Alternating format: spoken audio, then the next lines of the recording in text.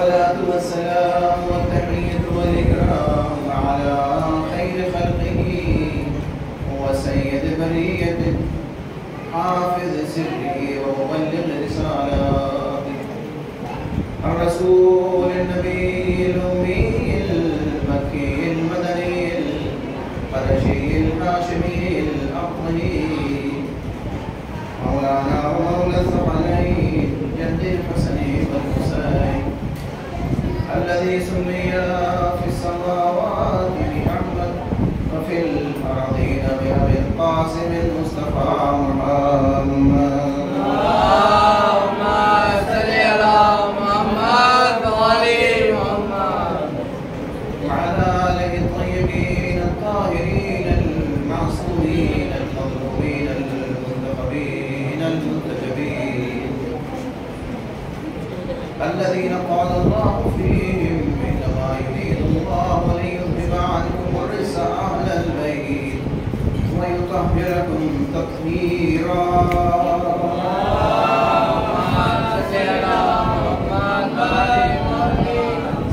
ولعنة الدائمة الباقية على أعدائهم أجمعين من الآن إلى قيام يوم الدين. أما بعد فقد قال الله الحكيم في كتابه المبين وهو أصدق الصادقين وقوله الحق. بسم الله الرحمن الرحيم. ومن يبتغي غير الإسلام دينا فلن يقبل منه وهو في الآخرة من الخاسرين. صلوات اللهم صل على محمد وآل محمد.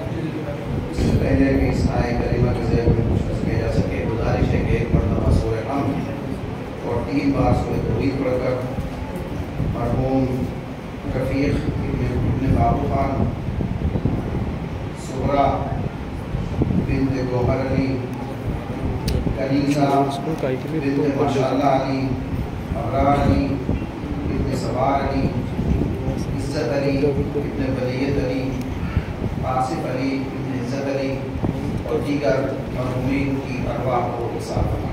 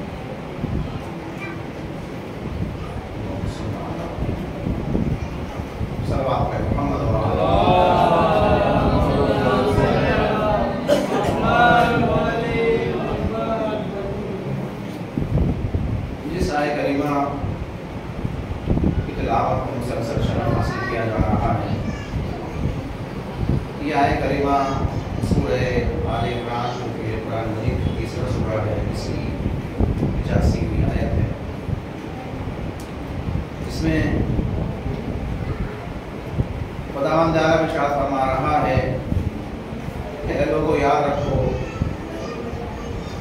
اگر کوئی بھی انسان دین اسلام کے علاوہ کسی اور دین کی خواہش کرے گا، کسی اور دین کو لے کر کے ہماری بارگاہ میں حاضر ہوگا،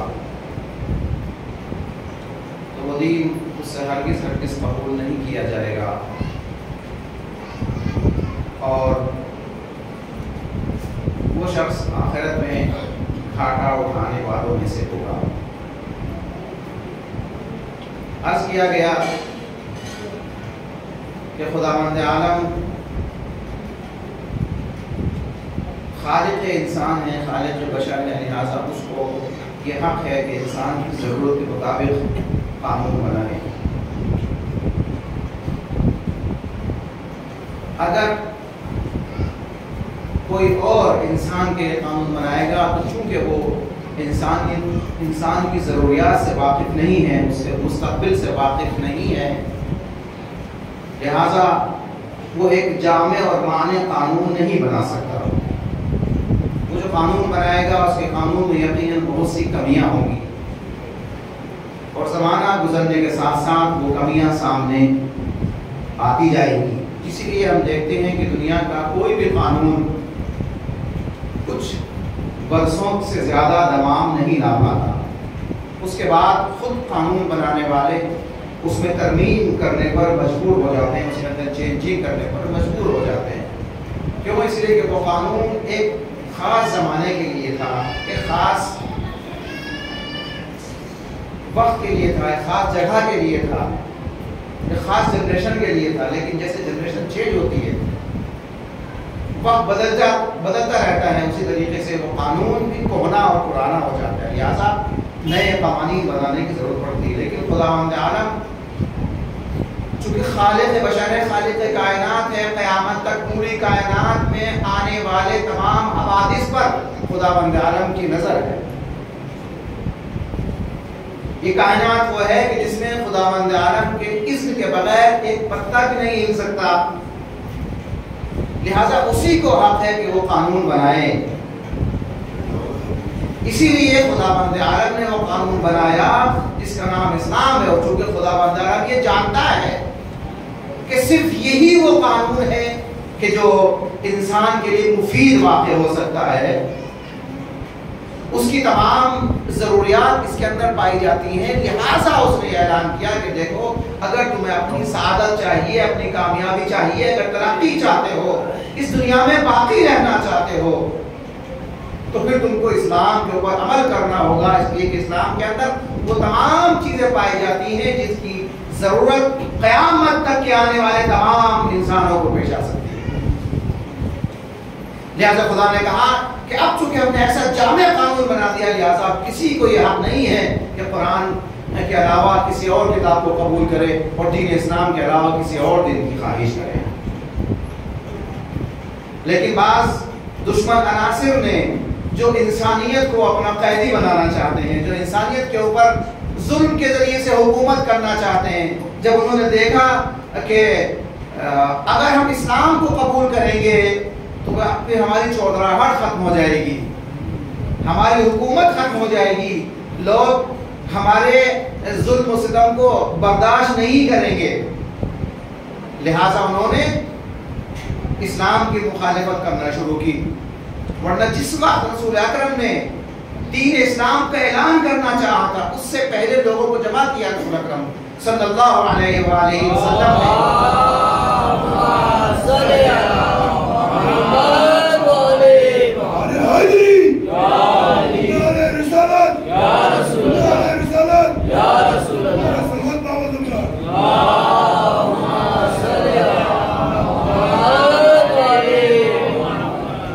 لوگوں کو جمع کیا اور کہا کہ اگر میں یہ کہوں کہ اس پہاڑ کے پیچھے سے ایک لشکر آ رہا ہے جو تمہارے اوپر حملہ کرنا چاہتا ہے، تو کیا تم میری بات کو قبول کرو گے؟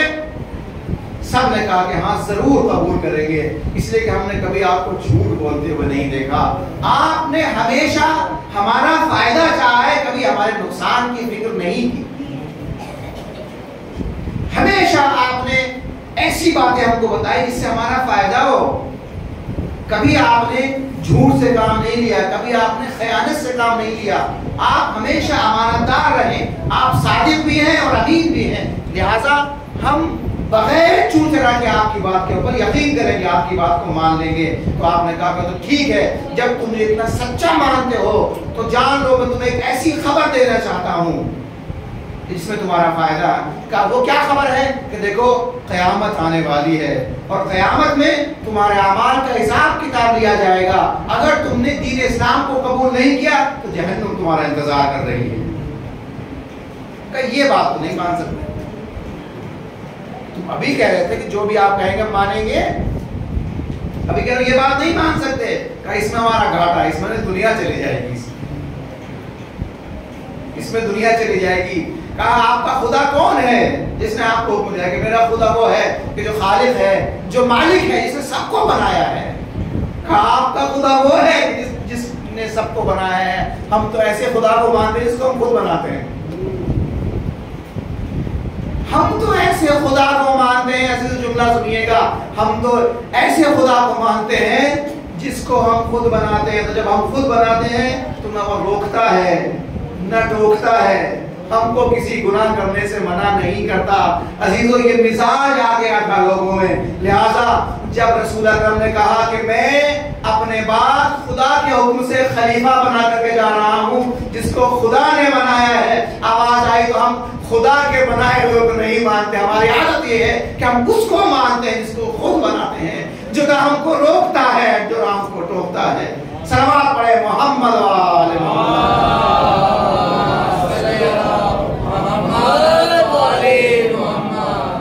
کہ میں نے علی کو حکم خدا سے خلیفہ بنایا ہے، کہ آپ کو پتا ہے کہ ہم ایسے کو مانتے ہیں جس کو خود بناتے ہیں. اللہ اکبر. ہمارے خدا کو ایسے ہے کہ تاق میں بٹھا دو بیٹھے رہیں گے.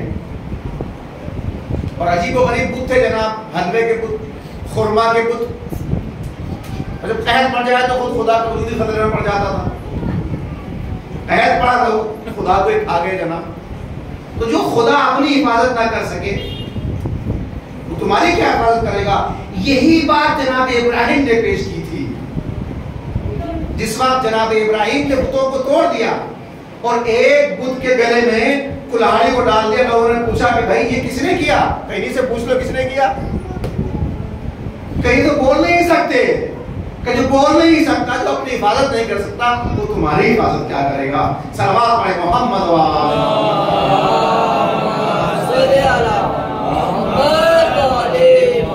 تو خدا نے یہی فلسفہ پیش کیا کہ دیکھو دین اسلام وہی تمہاری حفاظت کرنے کے لیے آیا ہے،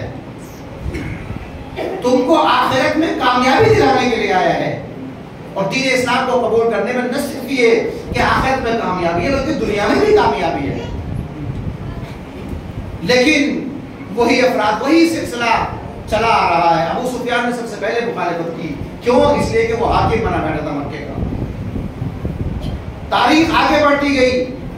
جو لوگ حکومت طلب تھے، جو لوگ حکومت کرنا چاہتے تھے لوگوں کو، انہوں نے سب سے زیادہ مخالفت کی تاکہ ہم دین اسلام کو قبول نہیں کریں گے، اور اگر قبول بھی کیا تو اپنے شرائط کے مطابق. اور آج بھی وہی تاریخ دہرائی جا رہی ہے.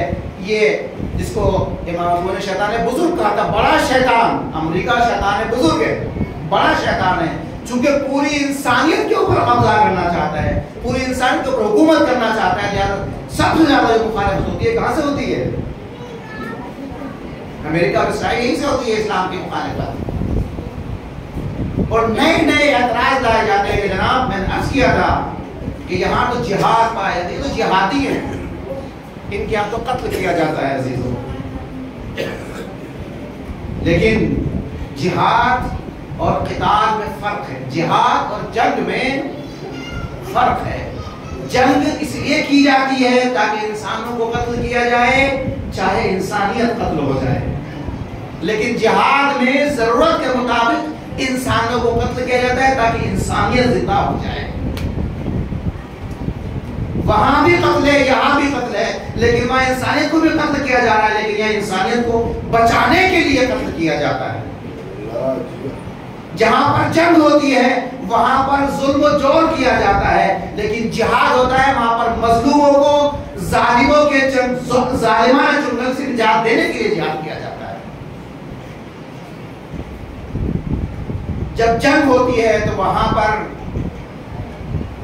ملکوں کو برباد کر دیا جاتا ہے، فصلوں کو تہس نہس کر دیا جاتا ہے، خواتین اور بچوں کے اوپر رحم نہیں کیا جاتا.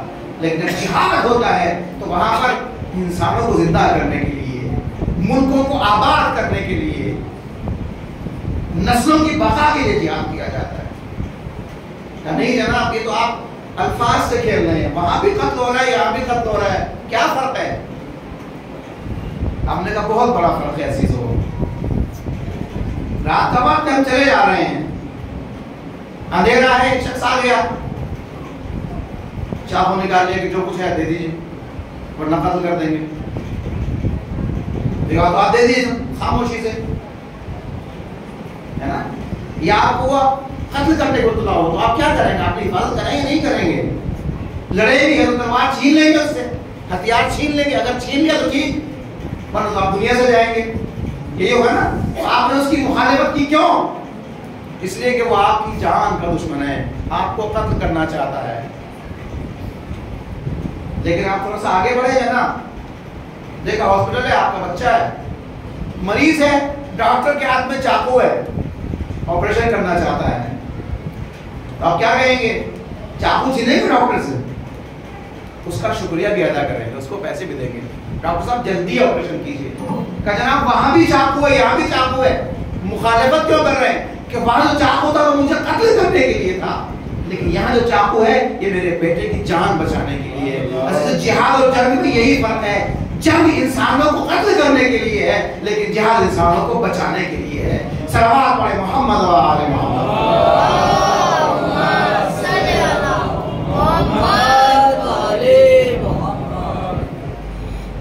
جہاد کرنے کے لیے انسان مجبور ہوتا ہے. اذن للذین یقاتلون فی سبیل اللہ، قرآن کہتا ہے صاف صاف کہ تم لوگوں کو جنگ کی اجازت اس لیے دی گئی ہے. کن لوگوں کو دی گئی ہے؟ جن کے اوپر جنگ تھوپ دی جائے.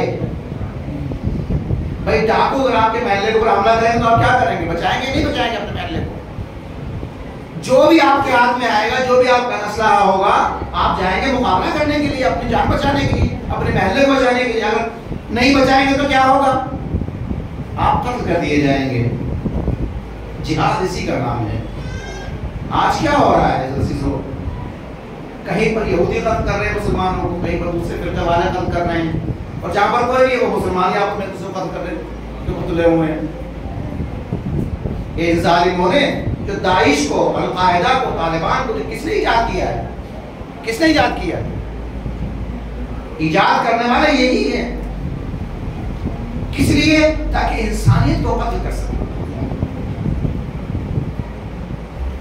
بھائی میں نے عرض کیا تھا آپ کے سامنے کہ یوں تو 8 کروڑ کی آبادی ہے، اس میں انسان کتنے ہیں، لیکن کاش یہ حیوان ہی ہوتے. کوئی حیوان کا کام کیا ہے؟ حیوان جاتا ہے کسی کھیت میں گھس جاتا ہے نا، کسی دکان کے اوپر منہ مارتا ہے. اور آج کل تو ماشاءاللہ حیوان اتنے سڑکوں پر پھیل رہے ہیں. ایک پالیسی ہے برادر ہے، گوشت نہ کھایا جائے اور جانوروں کو جناب رہا کر دیا جائے. اور کیا ہوتا ہے؟ دکانوں پر منہ مارتے پھرتے ہیں جانور، تو آپ کیا کریں گے؟ ایک ڈنڈا لگائیں گے نا اس کو، تو وہ آپ کی فصل بھی کھائے گا، ساتھ میں ڈنڈا بھی کھائے گا، ہے نا، لیکن چلا جائے گا.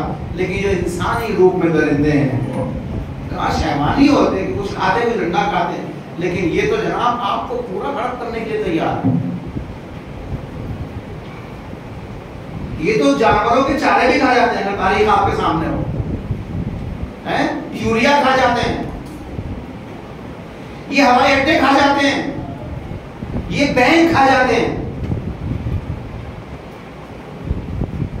یہ جو اتنے بڑے ہو رہے ہیں، اتنے موٹے ہو رہے ہیں لوگ، اتنے مالدار ہو رہے ہیں، کہاں سے ہو رہے ہیں؟ یہ غریبوں کا خون چوس چوس کے موٹے ہو رہے ہیں. اسی لیے ان کو اعتراض ہے اسلام کے اوپر. اسلام کہتا ہے کہ دیکھو اگر تمہارے اوپر ظلم ہو رہا ہے اور تم خاموش بیٹھے تو تم کو وہی سزا دی جائے گی جو ظالموں کو سزا دی جائے گی. یا تمہارے لیے ضروری ہے کہ ظلم کے خلاف کھڑے ہو جاؤ. چونکہ اسلام کہتا ہے کہ ظلم کے خلاف کھڑے ہو جاؤ، تو کہتے ہیں کہ اسلام دہشت گرد مذہب ہے. یہ چاہتے ہیں کہ بس ہم خون چوستے رہیں اور یہ خاموش بیٹھے رہیں. لیکن اسلام جہاں پر قتال کا حکم بھی دیتا ہے، جہاں پر جنگ کرنے کا حکم بھی دیتا ہے، وہاں بھی شرائط لگاتا ہے. کیسے شرائط؟ اگر کوئی بھاگ رہا ہے تو اس کا پیچھا نہیں کرنا ہے. دیکھو بچوں کو قتل نہیں کرنا ہے، خواتین کو قتل نہیں کرنا ہے، ان کی آبرو ریزی نہیں کرنا ہے.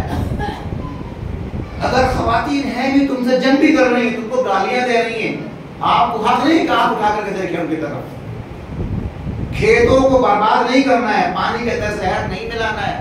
یہ سب اسلامی قوانین ہے عزیزو.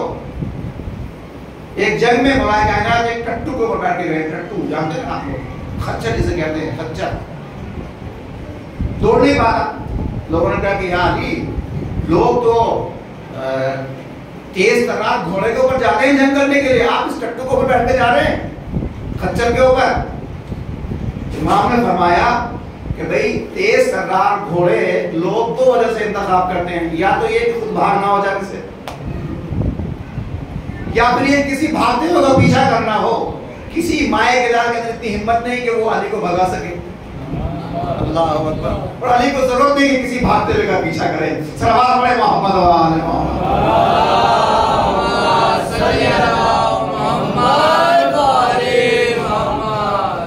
علی نے کبھی کسی نہتے کو پرواہ نہیں کیا. اسلامی یہ قوانین ہے، جنگ کے نہرمان ہے.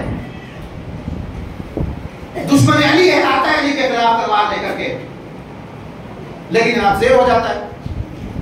علی نے حملہ تلوار جا رہی تھی، رک گئی چونکہ اس کے پاس ہتھیار نہیں ہے. کہا مولا اے علی آپ نے کیوں قتل نہیں کیا؟ کہا علی کبھی نہتے کو پرواہ نہیں کرتا. اس نے کہا کہ میں نے سنا ہے کہ آپ کبھی کسی سوالی کے سوال کو رد نہیں کرتے، جو آپ سے کچھ مانگتا ہے کوئی بھی آپ دے دیتے. کہاں کہ میں بھی ایک چیز مانگوں گا، مانگ کے دے. کہیں تلوار آپ نے مجھے دے دیجیے. علی نے تلوار، یہ تو تلوار حاضر ہے کہ یا علی تلوار آپ دے رہے ہیں، کہ علی جنگ کرنے کے لیے تلوار کا محتاج نہیں ہے. تلوار علی کی محتاج ہے. تلوار کو شرف حاصل ہوتا ہے کہ علی کے ہاتھ میں یہ ید اللہ ہے، اس کو تلوار کی ضرورت نہیں ہوتی ہے. صلوات پڑھے محمد و آل محمد.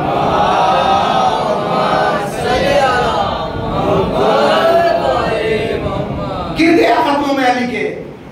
یقیناً آپ رسول خدا کے حقیقی صحابی ہیں، حقیقی رسول خدا کے جانشین ہیں. یہ اخلاق علی کردار. ایک شخص آتا ہے رسول اکرم کو حملہ کرتا ہے. درخت کے سائے میں بیٹھے ہوئے رسول اکرم صلی اللہ علیہ وآلہ وسلم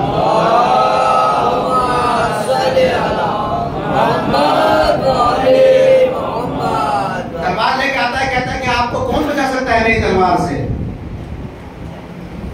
تو آپ نے فرمایا کہ اللہ بچا سکتا ہے، جس کے قبضے کو تم نے جانے وہی مجھے بچائے گا. اچانک بدن میں لرزہ اتارے ہوا تلوار گر گئی. رسول خدا تلوار کھانے کہا کہ اب بتاؤ تمہیں کون بچائے گا؟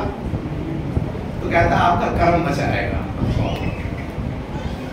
آپ کریم ہیں، کریم اللہ کے ماننے والے ہیں.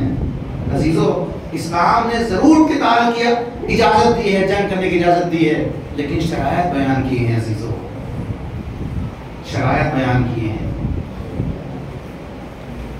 اور دیکھیں ایک جنگ سے رسول اکرم واپس آ رہے ہیں. اور جنگیں بھی کیسی تھی؟ جنگیں بدر جو سب سے پہلی جنگ ہے. بھائی مسلمانوں کو مکے سے نکال لیا ظلم کر کے، نکال لیا نا. مدینے والے اب بھی چین نہیں لیتے تھے وہاں پر بھی 1000 لشکر لے کر گئے چڑھائی کرنے کے لیے. کیا کرے گا انسان؟ جنگ کرے گا نہیں کرے گا؟ اپنی جان بچائے گا نہیں بچائے گا؟ کہ نہیں جناب تلوار لے گا. جنگ کے بدر میں صرف 5 تلواریں تھی، 5 تلواریں اور 2 گھوڑے. صرف 2 گھوڑے 350 افراد تھے صرف. وہ 1000 سے زیادہ کا لشکر تھا. خیر بلاخر امام علی علیہ السلام کے شجاعت اور ان کی بہادری پہ جنگ فتح ہو گئی. اور اس کے بعد کیا ہوا جناب؟ جنگ سے واپس آنے کی اتنی شدید جنگ ہوئی ہے. لوگ بڑے خوش ہیں کہ یا رسول اللہ ہم تو ایک عظیم جہاد کر کے آ رہے ہیں نا. صلوات پڑھے محمد و آل محمد.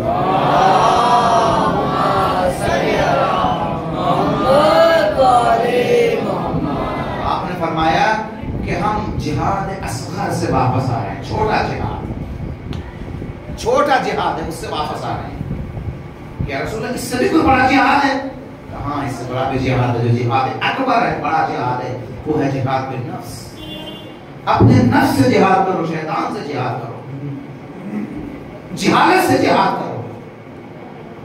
اور اسی لیے عزیزو شہداء کی بڑی عظمت ہے، شہداء کی بڑی عظمت ہے. لیکن جو مجاہد ہیں، جو زندہ بچ کے آ جاتے ہیں، ان کی بڑی عظمت ہے. ان کو شہداء کے اوپر بھی فوقیت دی گئی ہے. کیسے دی گئی ہے؟ شہید کا مرتبہ کم نہیں کر رہا ہوں میں. شہید کا مرتبہ یہ ہے کہ جیسے ہی اس کے خون کا پہلا قطرہ زمین پر گرتا ہے تو اس کے تمام گناہ معاف کر دیے جاتے ہیں. جو چیزیں نجس العین ہوتی ہیں، مثلا کتا نجس العین جانور ہے نا، آپ اس کو خوب دھوئیے سمندر کے اندر ہوتے دلائیے، پاک ہو جائے گا وہ؟ نجس العین شے کبھی پاک نہیں ہو سکتی. خون میں نجس العین ہے کہ نہیں ہے؟ جیسے انسان شہید ہوا اس کا خون پاک ہو گیا، اب اس کو غسل دینے کی ضرورت، اسی لباس میں اسی خون آلود بدن کے ساتھ اس کو دفن کر دیا ہے. یہ ہے یعنی شہداء کی اتنی عظمت ہے کہ نجس العین خون کو بھی پاک کر دیتے ہیں. اب عراق ایران کی جنگ ہے، ایک سپاہی کو قید کر لیا عراقیوں نے، اور اس کے بعد ستون سے باندھ کر کے اس کو گولیوں سے شہید کر دیا.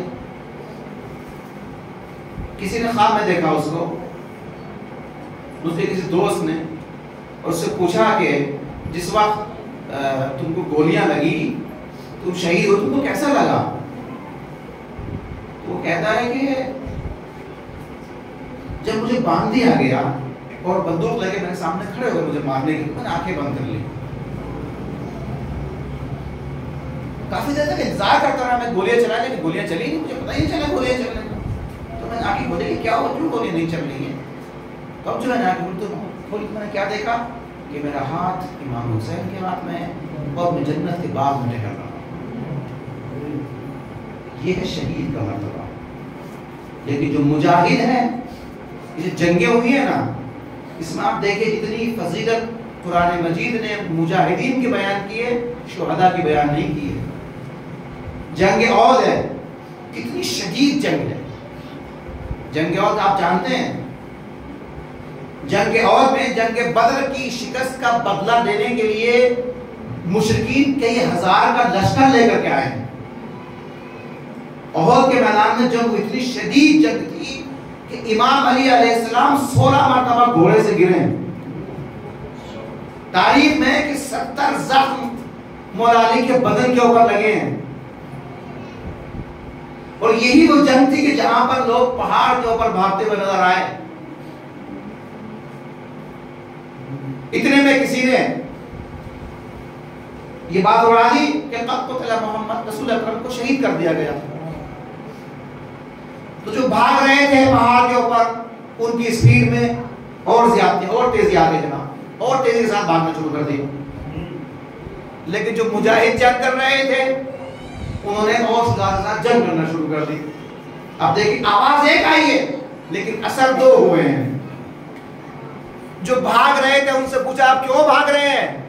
تو کہا کہ رسول خدا ہی نہیں رہے تو اب جنگ کر کے کیا کریں گے؟ ہم لہذا بھاگ جایا جائے. کسی نے علی سے پوچھا یا علی آپ کیوں لڑ رہے ہیں؟ رسول تو شہید ہو گئے. کہ جب رسول شہید ہو گئے میں زندہ رہ کر کے کیا کروں گا؟ آواز ایک اثر دو. اسی لیے مجاہد کی تعریف کی. ابو دجانہ صحابی ہیں، جنگ عہد میں جنگ کر رہے ہیں، تلوار ٹوٹ گئی، آئے رسول خدا کے پاس، یا رسول اللہ تلوار ٹوٹ گئی. کھجور کے ڈبے کو اٹھایا، ابو دجانہ کے ہاتھ میں دے دے جاؤ اس سے لڑو. ابو تلوار تبدیل ہو گئی جناب، جنگ کر رہے ہیں. مولا علی آیا رسول اللہ تلوار ٹوٹ گئی میری. رسول خدا خاموش کھڑے ہوئے، یا رسول اللہ ان کو بھی چھڑی دیے، لکڑی دی، ان کو بھی دے دیجیے. کہ نہیں وہ ایک عام سپاہی ہے لیکن یہ ید اللہ ہے، مجھے منتظر ہے خدا کے حکم کا، میں منتظر ہوں. چنانچہ تلوار آئی، ذوالفقار آئی. اور اب جو فرشتے نے قصیدہ پڑھا ہے، شہداء کا قصیدہ نہیں پڑھا ہے بلکہ کیا کہا ہے؟ لا فتح الا علی لا سیف الا ذوالفقار. کس کا قصیدہ ہو رہا ہے؟ مجاہد کا قصیدہ پڑھا جا رہا ہے. تاریخ آگے بڑھتی ہے عزیزوں. جنگ خندق عظیم جنگ ہے. عامر بن عبدس آپ نے سنا ہے،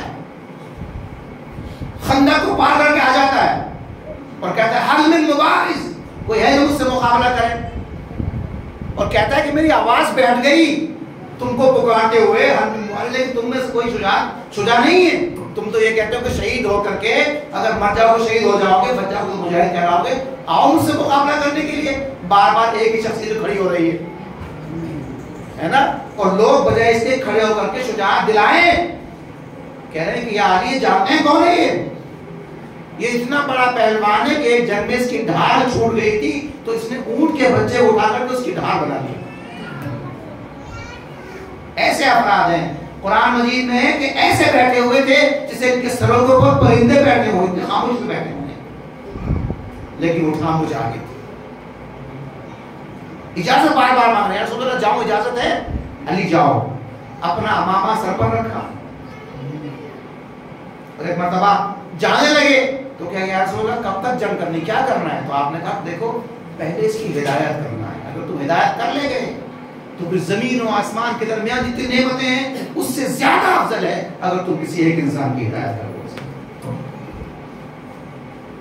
جاتے ہیں مولا کائنات اور عظیم جنگ ہوتی ہے۔ لوگ سمجھتے ہیں کہ مولا علی ہمیشہ قوت ربانی سے لڑتے تھے، علی کو کبھی زخم نہیں، ابھی میں نے بتایا نا 70 زخم لگے ہیں مولا علی کے بدن کے اوپر جنگ احد میں، رسول اکرم کے دانت شہید ہو گئے جنگ احد میں، لیکن بھاگنے والوں کو شرم نہیں آئی۔ ادھر بھی مولا علی گئے تو ہم نے اپنے دو تین تلوار ماری اسی زخم کے اوپر، اس سر کے اوپر زخم اتنا تیز کہ مولا علی نے رومال سے اس زخم کو باندھا ہے، اور اس کے بعد پھر سر کو کاٹا اس کے اور سر لے کر کے آ گئے، اور دونوں ہاتھوں کو اس طریقے سے چڑھا کر کے جیسے شجاع بہادر آتا ہے۔ اب لوگوں کو حسد ہوا کہ خود تو گئے نہیں، کہا یا رسول اللہ دیکھیے علی کتنے گھمنڈ کے ذریعے آ رہے ہیں، کتنا ان کو غرور ہے اپنے اوپر۔ تو آپ نے ارشاد فرمایا کہ ضربۃ علی یوم الخندق افضل من عبادت الثقلین، علی کی ایک ضربت جنگ خندق میں وہ تمام دنیا کی عبادتوں کے اوپر افضل ہے۔ کیوں؟ اس لیے کہ اس جنگ کے اندر، اس ضربت کے اندر کل کفر کو قتل کیا ہے مولا علی نے۔ ارشاد فرمایا تھا کہ آج کل ایمان کل کفر کے مقابلے میں جا رہا ہے۔ کیوں؟ اس لیے کہ پورے اسلام کی آبرو خطرے میں تھی۔ علی کی تاریخ میں، جنگ کی تاریخ میں علی نے کبھی کسی کا سر قلم نہیں کیا، لیکن عمرو بن عبد کا سر قلم کر کے بتایا کہ کل ایمان نے کل کفر کا سر قلم کر دیا۔ تو وہاں پر بھی شہید بھی ہوئے، شہداء کی مدح نہیں کی گئی بلکہ مجاہد کی مدح ہوئی۔ کیا؟ ضربۃ علی یوم الخندق افضل من عبادت الثقلین، علی کی ضربت ایسی ہے جو ثقلین کی عبادت کے اوپر باری ہے۔ علامہ اقبال نے آواز دی کہ اسلام کے دامن میں بس دو ہی تو چیزیں ہیں، ایک ضرب ید اللہ، ایک سجدہ شبیری۔ یہاں پر باپ نے ضربت لگا کر کے اسلام بچایا، وہاں پر بیٹے نے سر کٹا کر کے اسلام بچایا۔ یہاں بھی مجاہد اعظم، وہاں بھی مجاہد اعظم۔ صلوات پڑھے محمد و آل محمد۔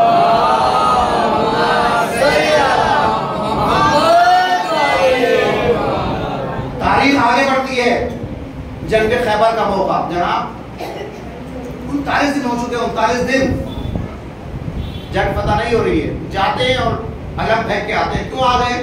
کوئی کہتا ہے لشکر بھاگ گئے، کوئی کہتا ہے گھوڑا بھگا کے لے آیا۔ سنا نا آپ لوگوں نے یہ؟ بھائی جب ایک انسان گھوڑے کو کنٹرول میں نہیں کر سکتا تو امت کو کیا کنٹرول میں کرے گا؟ چنانچہ کہا کہ علی کو بلاؤ۔ اور یہاں پر بھی دیکھیں، میں نے کل کے مجلس میں عرض کیا تھا، پرسوں کے مجلس میں، کہ خود ناد علی، رسول خدا نے نہیں کہا ناد علی، ناد کے معنی کیا ہے؟ پکارو، یعنی خدا نے خود دیا ناد علی، اے رسول علی کو پکارو، ندا دو علی کو۔ کہتے ہیں شرک ہے، بھائی خدا جب کہہ رہا ہے شرک کا تو ہمارے کیا غلطی ہے؟ خدا خود حکم دے رہا ہے، جو وحدہ لا شریک ہے وہ خود کہہ رہا ہے ناد علی ہے، علی کو پکارو۔ اس کے بعد علی کو پکارا گیا، کہا علی کی آنکھوں میں درد ہے، مطلب رسول خدا نے اپنے سانحوں کو لٹایا، اور جیسے ہم دعا بدہن لگا کے قرآن کو کھولتے ہیں، قرآن کے صفحات کو کھولتے ہیں، ایسے دعا بدہن علی کی آنکھوں میں لگایا رسول اکرم نے، اور ایک مرتبہ آواز دی جس وقت علی کو بلایا جا رہا ہے اس سے پہلے کہ کل مقابلے کے لیے کون جائے گا؟ لَأُعْطِيَنَّ الرَّاحَةَ غَدًا رَجُلًا كَرَّارًا غَيْرَ فَرَّارٍ، کل میں علم اس کو دوں گا کہ جو مرد ہوگا، جو بڑھ بڑھ کے حملہ کرتا ہوگا، جو فرار نہیں کرتا ہوگا، ہے نا؟ یہ چیزیں بیان کرتے ہیں، آپ لوگ خوش ہو جاتے ہیں کہ علی کی فضیلت بیان کی جا رہی ہے۔ کہتے ہیں علی رجل یعنی مرد ہے، یعنی اگر ہم کہیں علی مرد ہے تو علی کی تعریف ہے۔ علی تو اس شخصیت کا نام ہے کہ اگر بزدل بھی علی کا نام لے لے تو وہ بھی جوان مرد بن جائے، تو علی کی تعریف ہے۔ کرارن، جو بڑھ بڑھ کے حملے کرنے والا ہوگا، جس کے سامنے کبھی کوئی نہیں ہوتا اس کو ہم کہیں علی کی تعریف ہے۔ غیر فرارین، اس کو ہم لوگ کبھی فرار نہیں کیا، جس نے کبھی کسی تاریخ میں کبھی دکھایا علی کے بچوں نے بھی کبھی فرار نہیں کیا، بلکہ بچوں کو دیکھ کے لوگ فرار کرتے ہیں۔ تو اس کو ہم کہہ رہے ہیں بھائی یہ علی کی تعریف کہاں ہے؟ یا رسول اللہ کیوں بیان کر رہے ہیں؟ اس میں کہاں علی کی تعریف ہے؟ ایسے مثال دے کر کے بات واضح کر دوں پھر آگے بڑھتا ہوں. مجلس ختم ہو گئی, ایک صاحب آئے باہر سے, اب اعلان ہو رہا ہے کہ کل مجلس سے فلاں ٹائم پر فلاں مولانا صاحب مجلس پڑھیں گے. اور جناب وہ ایسے ہیں کہ جب منبر پہ جاتے ہیں تو ان کے قدم لڑکھڑاتے نہیں ہیں. جب وہ منبر پہ آتے ہیں تو وہ کپکپاتے نہیں ہیں. جب منبر پر آتے ہیں تو ان کی زبان رکتی نہیں ہے. وہ کہے گا بھائی یہ کون سا اعلان کر رہے ہیں آپ, یہ کون سا اعلان کر رہے ہیں؟ جو منبر پہ آ رہا ہے اس کے پیر کیوں کپکپائیں گے؟ یہ کوئی تعریف ہوئی؟ اس کی زبان کیوں نہیں رکے گی؟ بھائی یہ کیا, یہ کوئی تعریف ہے؟ کہا آپ لیٹ آئے. آج جو خطیب تھے جن کو آج خطابت کرنا تھی وہ جناب منبر دیکھ کر کے مجمع دیکھ کر کے اتنا ڈر گئے کہ ان کے پیر کانپنے لگے, منبر پہ جا کے سب کچھ بھول گئے. مجمع میں ہلچل مچی ہوئی ہے, لہٰذا میں اعلان کرنے کل جو خطیب آئے گا اللہ اکبر وہ ایسا ہوگا کہ جو فرار نہیں کرے گا, جو کسی سے ڈرتا نہیں ہے. اس کا مطلب یہ نہیں کہ آنے والے کی تعریف ہو رہی, بلکہ یہ بتایا جا رہا ہے کہ کل تک جو جا رہے تھے وہ رجل نہیں تھے, وہ مرد نہیں تھے, وہ ہمیشہ بھاگتے نظر آتے. لہٰذا کل جو جائے گا وہ رجل ہوگا, وہ کرار ہوگا, غیر فرار ہوگا. صلوات پڑھے محمد و آل محمد.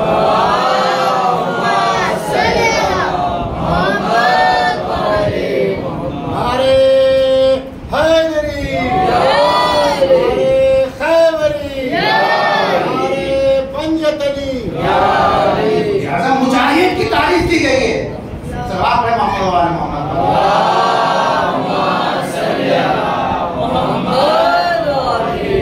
مجاہد کی تعریف کی گئی. کیوں؟ اس لیے کہ جنگ لڑ کے آنے کے بعد غرور پیدا نہ ہو جائے کہ ہم نے تو لوگوں کو قتل کر دیا, ہم نے دین اسلام کو بچا لیا. جو لوگ کبھی جنگ میں ٹکے نہیں وہ بھی یہ تعریف کرتے نظر آتے ہیں, جناب ہم نے کتنی جنگوں میں شرکت کی ہے. جہاد اکبر, اپنے نفس سے جہاد کرنا, یہ ہے جہاد, یہ ہے مجاہد عزیزو. اور جہاد صرف یہ نہیں ہے کہ آپ تلوار چلائیں. وہ علی تلوار کا اتنا دھنی ہے کبھی تو رک نہ سکا اس کے سامنے. جب شب ہجرت بستر پہ آیا تو کیا تلوار ہاتھ میں؟ علی سو رہے تو آپ کوئی کہہ سکتا ہے کہ یہ دیکھے جہاد نہیں ہے؟ بھائی جہاد کس لیے ہوتا ہے کہ اسلام کو بچائیں, رسول اکرم کو بچائیں, چاہے میدان میں تلوار چلانے کے ذریعے ہو, چاہے بستر پر سونے کے ذریعے ہو. قسم خدا کی اگر علی بستر پر نہ سوتے تو لوگ صرف یہی سمجھتے کہ جہاد صرف میدان میں ہوتا ہے, بستر پر نہیں ہوتا. جب ایک مرد مومن صبح کی ٹھنڈک میں اٹھتا ہے وضو کرنے کے لیے, نماز پڑھنے کے لیے, کسی کا نام جہاد ہے. بستر کے اوپر جہاد کر رہا ہے. رات میں نیند نہیں ہے, صبح کو نیند آ رہی ہے, سردی بھی ہے, نکلا نہیں جا رہا ہے, ٹھنڈا پانی بھی ہے, وضو بھی کرنا ہے, نماز پڑھنی ہے. اب جو نکل کے آ جائے بستر سے, کسی کا نام تو مجاہد ہے نا.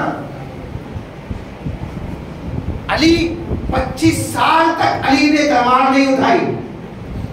25 سال تک گھر میں خاموش رہے عزیزو. کہ جہاد نہیں کیا علی نے.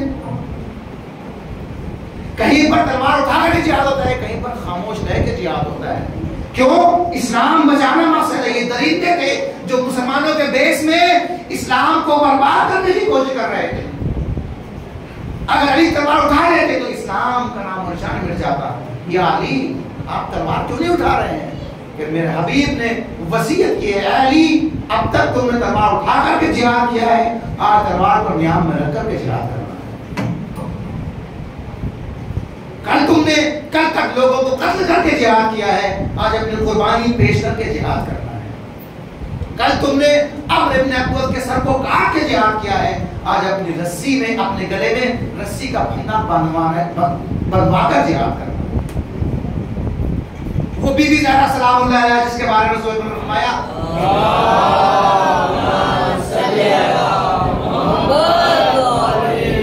کہ فاطمہ میرا ٹکڑا ہے, جس نے اس کو اذیت کی اس نے مجھے اذیت کی, جس نے مجھے اذیت کی اس نے خدا کو اذیت کی.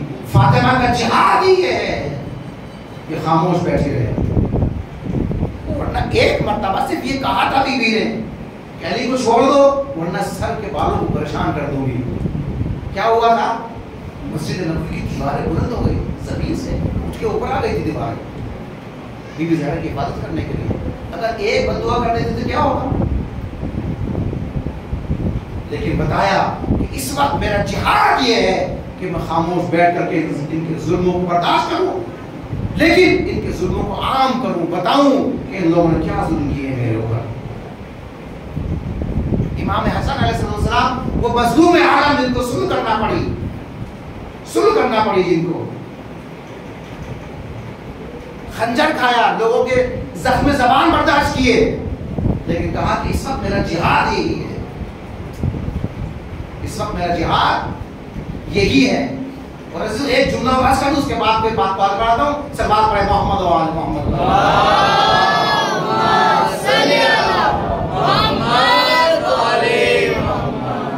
اسلام میں اتنی جنگیں ہوئی, ابھی میں نے تاریخ بیان کی نا آپ کے سامنے. جنگ بدر ہے, جنگ احد ہے, جنگ خیبر ہے, جنگ خندق خیبر. اتنی مصیبتیں برداشت کرنا پڑی, اتنے قتل عام ہوئے, لیکن کہیں پر بھی خدا نے یہ نہیں کہا کہ یہ فتح مبین ہے, یہ کھلی ہوئی فتح ہے, کھلی ہوئی جیت ہے. جنگ بدر کتنی سخت, خالی 300 کچھ مسلمان ہیں, کچھ اسلحے میں جنگ کر کے آ رہے ہیں, جیت کے آ رہے ہیں.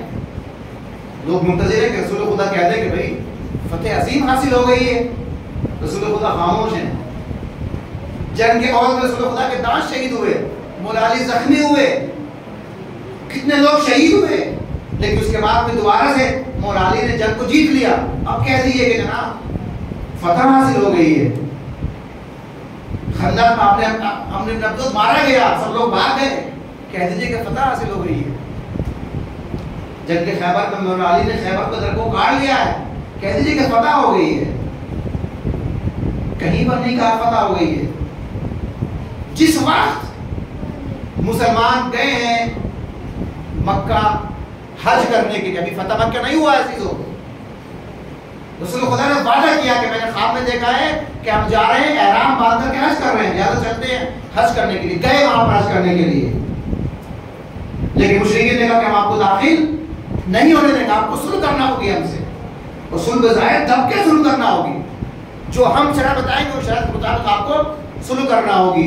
کیا شرائط ہے؟ اگر ہمارا کوئی آدمی آ جائے آپ کے پاس تو آپ کو واپس کرنا ہوگا, آپ کا ہے تو ہم واپس نہیں کریں گے. اس وقت آپ کو حج نہیں کرنا ہے, واپس جانا ہے, چلے جائیے واپس. اگلے سال آپ آئیے گا, ہم 3 دن کے لیے مکہ خالی کر دیں گے. جناب آج وہی مجاہد کہ ہمیشہ جس کے ہاتھ میں تلوار ہے, آج اسی کے ہاتھ میں قلم ہے. اور جو اپنے آپ کو مجاہد کہتے ہیں, جو کبھی کسی جنگ میں جنہوں نے تلوار نہیں اٹھائی, آج کہہ رہے ہیں جنگ کیوں نہیں کر رہے ہیں یا رسول اللہ, آپ جنگ کیوں نہیں کر رہے ہیں. اور ایک آواز آتی ہے کہ کیا آپ نبی نہیں ہیں, کیا ہم مسلمان نہیں ہیں. کہا بدبخت, کیا ہم حق پر نہیں ہوں گے. تو جا کے کہتے ہیں الگ سے کہ آج مجھے رسالت میں ایسا شک ہوا ہے جیسا کبھی شک نہیں ہوا تھا. اتنی عظیم وہاں پر حالت ہے. اس وقت خدا کہتا ہے اِنَّا فَتَحْنَا لَكَ فَتْحًا مُبِينًا, ہم نے تم کو فتح مبین, کھلی ہوئی جیت تم کو دی ہے. اس کا مطلب یہ ہے کہ ہمیشہ جہاں پر تلوار چلے وہاں پر فتح نہیں ہوتی, بلکہ جہاں پر قلم چلے وہاں پر فتح مبین حاصل ہوتی ہے. کہتے ہیں کہ اسلام جہاد کو ترغیب دیتا ہے, اسلام قتل عام کو ترغیب دیتا ہے. اگلے سال جب رسول اکرم نے حملہ کیا مکے کے اوپر, ایک قطرہ خون کے بہائے بغیر مکے کو فتح کر لیا. ایک صحابی آگے بڑھتا ہے, علم اس کے ہاتھ میں ہے, کہتا ہے الیوم یوم الملحمہ, آج تو خون بہائیں گے, آج تو گوشت کے ڈوزلے ہوا میں بکھرتے ہوئے نظر آئیں گے, آج تو بدلہ لیں گے. تم نے ہم بتا سن کہ آج ہم بدلہ لیں گے. کسی نے کہا یا رسول اللہ فلاں صحابی یہ نعرہ لگا رہا ہے کہ الیوم یوم الملحمہ, لحم یعنی خون یعنی گوشت, آج خون اور گوشت ہوتا ہوا نظر آئے گا. اچھا یہ کہہ رہا ہے علی جاؤ اس سے علم دے دو, اس لیے کہ وہ علمداری کا اقدار نہیں. اب علی گئے ہیں, علم دے کر کے ایک جملہ ارشاد کیا, صرف ایک حرف کو بدل دیا. اس نے کہا تھا ملحمہ, لحم, لیکن علی نے لام ہٹا کر کے رے لگا دیا. الیوم یوم المرحمہ، آج تو رحم کا دن ہے. خدا رحمت للعالمین ہے، رسول بھی رحمت للعالمین کے رحمت بانٹنے والے نبی ہیں، اور میں اس رحمت بانٹنے والے نبی کا رحیم غلام. الیوم یوم المرحمہ، آج رحم کا دن ہے. جنہوں نے خون بہایا تھا، جنہوں نے لوگوں کو، جنہوں نے گھروں سے نکال لیا تھا، جنہوں نے مال دولت کو لوٹ لیا تھا، آج جب ان کے اوپر مسلط ہو گئے تو کہتے ہیں یوم یوم المرحمہ، آج رحم کرنے کا دن ہے. اسلام اس کا نام ہے. اسلام خون بہانے کا نام نہیں ہے، اسلام گردنیں کاٹنے کا نام نہیں ہے. دنیا والوں آؤ، اسلام کا مطالعہ کرو، اسلام کی جنگوں کا بھی مطالعہ کرو، اسلام کی صلح کا بھی مطالعہ کرو. جنگ خیبر بھی دیکھو، فتح مکہ بھی دیکھو. اس وقت معلوم ہوگا کہ دین اسلام انسانیت کا دین ہے. یہ لوگوں کو زندگی بانٹنے کے لیے آیا ہے، یہ انسان کو انسان بنانے کے لیے آیا ہے، یہ موت بانٹنے کے لیے نہیں آیا ہے. ہاں کچھ ہے ایسے خون کے سوداگر کہ جنہوں نے اپنی دکان چلانے کے لیے لوگوں کے خون کی ہولیاں کھولی، لوگوں کے سروں کی میناریں بلند کی اور اپنے آپ کو مسلمان کہا. اسی وجہ سے یہ کہا جانے لگا کہ اسلام تلوار کے زور پر پھیلا ہے. ان کو مت دیکھو، بلکہ جو اسلام کے حقیقی جانشین ہیں، جو حقیقی وارث ہیں، ان کی زندگی دیکھو. سمجھ میں آئے گا کہ اسلام کس دین کا نام ہے. صلوات علی محمد و آلہ.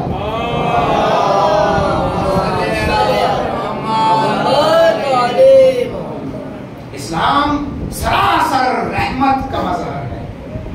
خدا کہتا ہے کہ میری رحمت میرے غضب کے آگے آگے چلتی ہے، اور جو میرا جانشین ہے وہ بھی رحمت للعالمین ہے. عالمین نے رحمت بنا کر کے میں نے بھیجا ہے. اسی کا نمائندہ ہے علی اور اسی کا نمائندہ ہے حسین. اس کے اندر مجال تھی جو حسین کے سر کو قلم کر سکتا پاس کیا ہوتے ہوئے. تو میں نے عرض کیا آپ کے سامنے، اسلام میں جو جنگوں کے قوانین ہیں اس میں یہ ہے کہ دیکھیں بچوں کو قتل نہ کیا جائے، خواتین کے ساتھ تجاوز نہ کیا جائے، لوگوں کے گھروں میں آگ نہ لگائی جائے. لیکن جو اپنے آپ کو اسلام کا ٹھیکیدار کہہ رہے تھے، کربلا میں کیا کر رہے تھے؟ آ کر کے دیکھیے کہ کہاں پر درندگی پائی جاتی ہے اور کہاں پر انسانیت پائی جاتی ہے. یہ ایسے درندے ہیں جو بچوں کو بھی رحم نہیں کر رہے ہیں. علی اصغر 6 مہینے کے تھے نا، علی اصغر 6 مہینے کے تھے.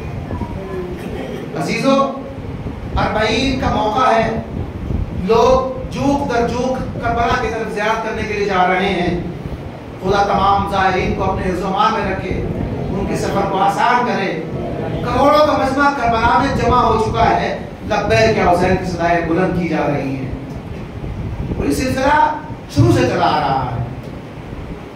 ایران کے 2 افراد، 2 تاجر ہیں جو جا رہے ہیں کربلا زیارت کے لیے، لیکن صدام کے سپاہی ہیں، پریشان کرتے ہیں، اذیت کرتے ہیں، بارڈر کے اوپر اذیت کرتے ہیں، پریشان کرتے ہیں، نہیں جانے دیتے ہیں. اور اس وقت زمانہ ایسا تھا کہ رات کے وقت سواریاں نہیں ملا کرتی تھی. خود ہمارے ساتھ یہ واقعہ پیش آیا. ہم لوگ گئے تو لیٹ ہو گئے. پوری رات سردی میں کچھ بھی نہیں تھا، وہاں کوئی صاحبان نہیں تھا. پوری رات گزارنے پڑی خواتین بچوں کے ساتھ. کس طرح گزاری ہم لوگ جانتے ہیں. تو جو بارڈر پہ سپاہی تھے انہوں نے پریشان کیا، ان کو نہیں جانے دیا، یہاں تک کہ رات ہو گئی. جب رات ہو گئی تو آپ جا سکتے ہو. تو انہوں نے کہا ہم کو معلوم ہے چونکہ تم دشمن حسین ہو، تم زائرین حسین کو پریشان کرنا چاہتے ہو، اس لیے تم نے ہم کو بلا وجہ اتنی دیر تک معطل کیا ہے. ہم اپنے آپس جا کے تمہاری شکایت کریں گے. ہنس کا کہتا ہے جاؤ شکایت کر دینا. جاتے ہیں وہ زبار کربلا پہنچتے ہیں. جس نے کہا تھا نا کہ میں شکایت کروں گا، جا کے مولا امام حسین کی بارگاہ میں کہتا ہے کہ مولا آپ کے زائرین کے اوپر، چونکہ ہم آپ کے چاہنے والے ہیں، آپ کو ہمارے کو اتنا ظلم کیا جا رہا ہے، آپ کی محبت کی سزا ہم کو دی جا رہی ہے. اس کی آنکھ لگی سو گیا. جو اس کا ساتھی تھا وہ دیکھ رہا ہے کہ سونے میں سوتے سوتے مسکرا رہا ہے. جب اس کی آنکھ کھلی کہ تم کیوں مسکرا رہے تھے؟ اس نے کہا میں نے مولا کے دشمن کی شکایت کی تھی نا مولا سے، تو مولا میرے خواب میں آئے تو میں نے شکایت کی کہ مولا آپ کے چاہنے والوں کے اوپر اتنے ظلم کیے جا رہے ہیں، آپ اس کو سزا کیوں نہیں دیتے؟ امام فرماتے ہیں کہ اس نے ہم پر ایک احسان کیا ہے، لہٰذا ہم اس کو سزا نہیں دے سکتے۔ تو آقا وہ ظالم آپ کا دشمن ہے، اس نے کیا احسان کیا ہے؟ مولا فرماتے ہیں کہ ایک مرتبہ وہ کربلا آیا، جو کہ دشمن تھا، ہمارے حرم میں تو نہیں آیا، حرم سے دور تھا، فرات کے کنارے کھڑا ہوا تھا۔ ایک مرتبہ اس کی نگاہ فرات کے اوپر پڑی، اس کے دل میں یہ بات آئی کہ اتنی بڑی فرات ہے، اگر یزید کے سپاہی علی اصغر کو چند قطرے پانی پلا دیتے تو اس دریا میں کیا کمی آ جاتی۔ ارے اس نے میرے اصغر کے لیے یہ ترحم میں جملے دہرائے، اس کے دل میں میرے اصغر کے لیے رحم آ گیا، تو ہم اس کو سزا نہیں دے سکتے۔ چنانچہ جب یہ زائر جاتے ہیں وہاں پر، وہ کہاں مسکرایا ہے دشمن، کہتا ہے شکایت کر دی، کہا شکایت تو ہم نے کر دی، لیکن میرے آقا نے یہ جواب دیا ہے کہ چونکہ تمہارے دل میں میرے اصغر کے لیے رحم آ گیا تھا، میں کہوں گا اے مولا، ارے اس شخص کے دل میں رحم آیا تھا، ارے رباب کے دل سے پوچھئے، ارے رباب کے اوپر کیا گزر گئی ہوگی۔ جزاکم ربکم خیر الجزا، ارے مادر خیمہ سے دیکھ رہی ہے۔ ارے جس وقت جناب موسیٰ چھوٹے ہیں، خداوند عالم نے جناب موسیٰ کی ماں کو حکم دیا کہ موسیٰ کو اپنا آپ سے جدا کر دو۔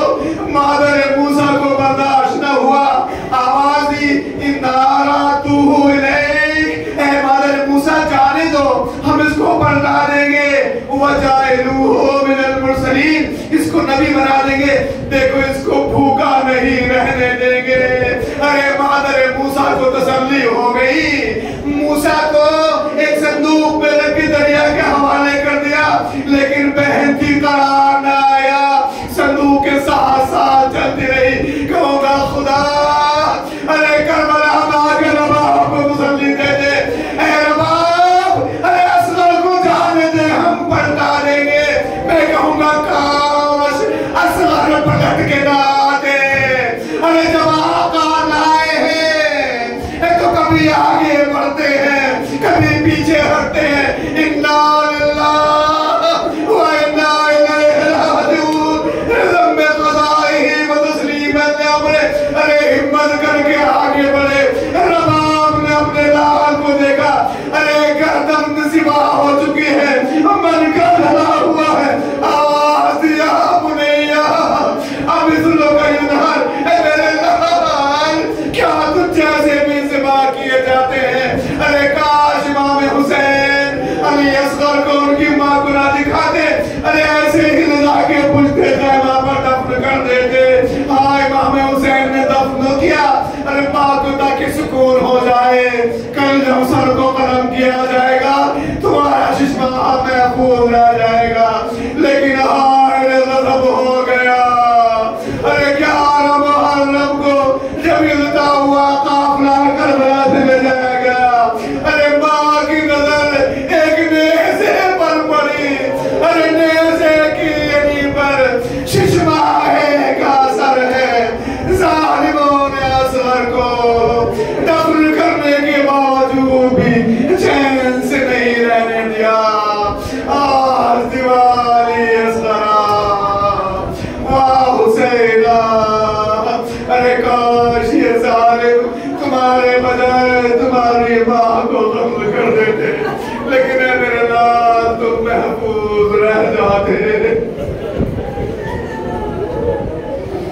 وَسَيَعْلَمُ الَّذِينَ ظَلَمُوا أَيَّ مُنقَلَبٍ يَنقَلِبُونَ، إِنَّا لِلَّهِ وَإِنَّا إِلَيْهِ رَاجِعُونَ، بِضَمِّ قَضَائِهِ وَتَسْلِيمِهِ إلهي بحق زهراء بها وبعلها وبنيها وسر المستودع فيها باسمك الأعظم الأعزل الأكرم يا الله يا الله يا الله يا الله يا الله يا الله